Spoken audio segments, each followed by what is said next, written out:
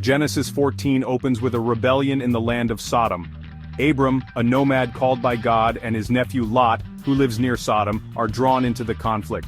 For 12 years 5 local kings, including those of Sodom and Gomorrah, served Chedorlaomer, king of Elam. Now they rebel.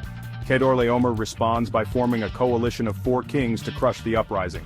Their armies sweep through the land, conquering cities and taking captives.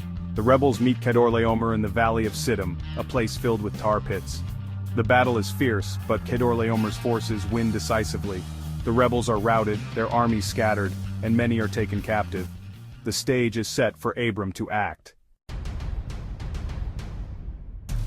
Among the captives is Lot, Abram's nephew.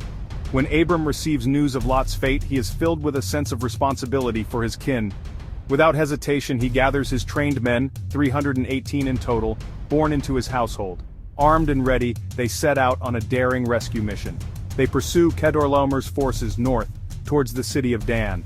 Under the cover of darkness, Abram devises a daring plan. He divides his forces into small groups and launches a surprise attack on the unsuspecting Chedorlaomer and his allies.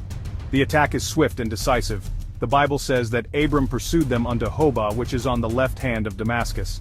Abram and his men fight bravely, driving back the enemy, and rescuing Lot and the other captives. The victory is complete, a testament to Abram's courage and strategic brilliance. Following the battle, as Abram returns with Lot and the other captives, he encounters a mysterious figure, Melchizedek, the king of Salem, and a priest of God Most High. Melchizedek's name means king of righteousness, and his city, Salem, means peace. He comes out to meet Abram, not as a rival king, but as a fellow worshiper of God, bringing bread and wine, symbols of blessing and sustenance. Melchizedek blesses Abram in the name of God Most High, the creator of heaven and earth.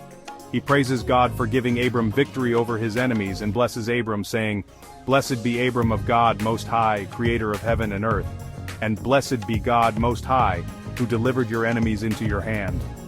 In a remarkable gesture of gratitude, Abram gives Melchizedek a tenth of everything he has taken back from the battle, acknowledging Melchizedek's spiritual authority and thanking God for his victory. Abram's victory does not go unnoticed.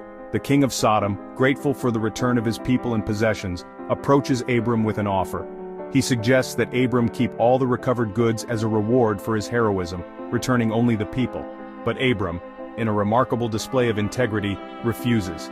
He wants no reward from the king of Sodom. He declares, "I have lifted up mine hand unto the Lord, the Most High God, the possessor of heaven and earth, that I will not take from a thread even to a shoe latchet, and that I will not take anything that is thine, lest thou shouldest say, I have made Abram rich." Abram's refusal is significant. It reveals his deep trust in God as his provider and protector. He refuses to be beholden to any earthly king, or to compromise his faith for material gain. The Battle of the Kings in Genesis 14 is more than just a historical account of a clash of civilizations. It highlights Abram's courage, his faith in God, and his unwavering integrity. It introduces us to the enigmatic Melchizedek, a figure who prefigures the priesthood of Christ. Above all, it reveals God's faithfulness to his promises, demonstrating his protection and provision for Abram and his descendants. This event sets the stage for God's covenant with Abram, a promise of land, descendants, and blessing that would shape the destiny of nations. If you enjoyed this video, don't forget to like, share, and subscribe. Hit the bell icon so you never miss an update. See you in the next one.